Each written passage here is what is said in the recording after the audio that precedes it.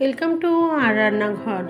বন্ধুরা, আজকে special dish হলো ডিমের চপ।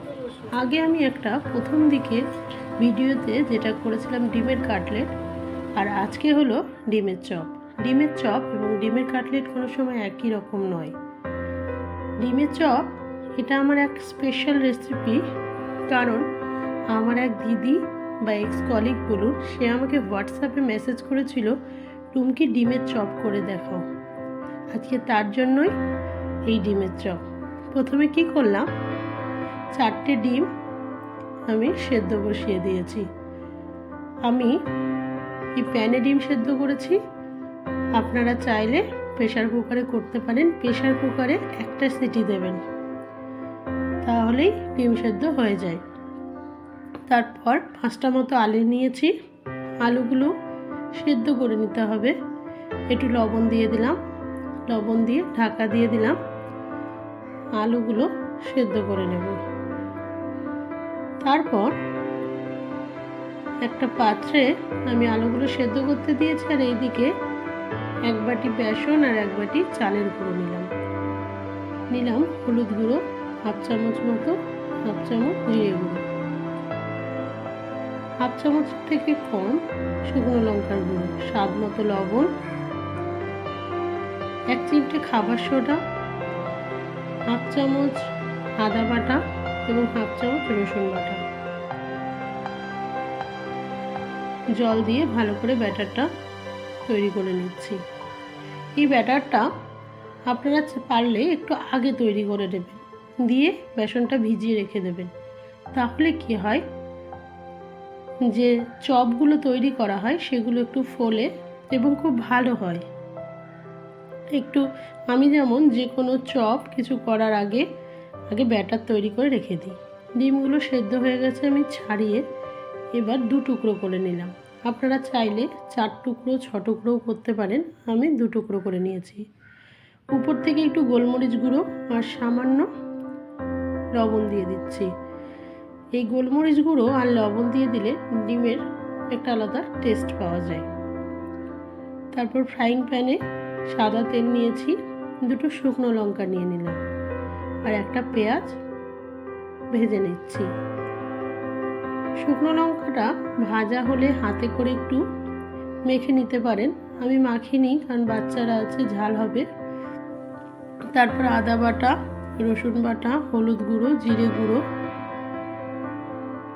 শুকনো লঙ্কার গুঁড়ো সব কিছু দিয়ে এবার একটু ভালো করে কষে নিলাম। তারপর যে আলুগুলো সেদ্ধ করেছিলাম সেই আলুগুলো দিয়ে দিলাম। এই আলুর মিশ্রণটি ডিমের চপের ক্ষেত্রে টেস্টি হওয়া খুব জরুরি, কারণ আলুর এই পুরটাই হলো আসল টেস্ট ডিমের চপের, এবং ডিমটা তো আছেই, সেটার আলাদা একটা টেস্ট আছে। ভালো করে মাখিয়ে নিয়ে এবার আমি স্বাদ মতো লবণ দিয়ে নিলাম। এই আলুর পুরটা এত সুন্দর হয়েছিল খেতে যে আর কিছু লাগবেই না তাই মনে হলো। তারপর একটু ধনে পাতা দিয়ে দিলাম। দেখুন, আমি যে শুকনো লঙ্কা 2টো দিয়েছিলাম একটু হালকা হালকা করে এই খুন্তিতেই কেটে নিয়েছি।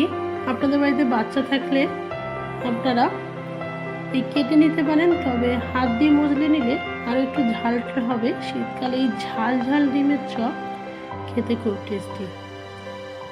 আলুর পুরটা রেডি হয়ে গেছে, এবার আমি ডিমটাকে কোট করব। এইভাবে পুরো ডিমটাকে কোট করে নিতে হবে।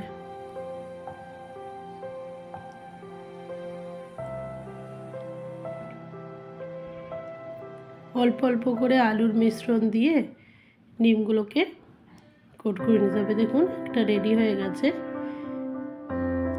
এই ডিমের চপ আমার ছেলেকে ডাক্তার দেখাতে গিয়ে কর্তামশাই বলল, চলো ডিমের চপ খাই। বিশ্বাস করবেন না, আমাদের এখানে একটা ভালো দোকানে এই ডিমের চপের দাম 20 টাকা পিস। আমার তো মাথায় হাত।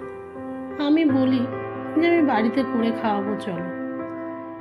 তারপর সাদা তেল গরম করলাম, আর যে ব্যাটারটা করে রেখেছিলাম সেই ব্যাটারে এই ডিমের চপগুলো মিশিয়ে নিয়ে এবার তেলে ছেড়ে দিলাম। একসঙ্গে 3টে করে আমি দিলাম, তাহলে নাড়তে একটু সুবিধা হবে।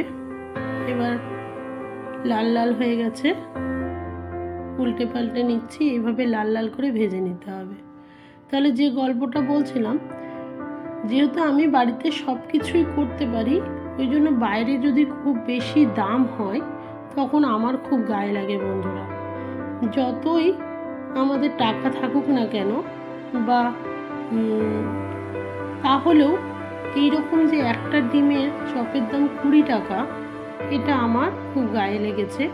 তবে কর্তামশাই বললেন যে আসলে খাটনিটাও তো দেখতে হবে, কিন্তু আমি খাটনিও সেরকম দেখতে পাই না, কারণ এইটুকু তো বাড়ির লোকের জন্য করাই যেতে পারে।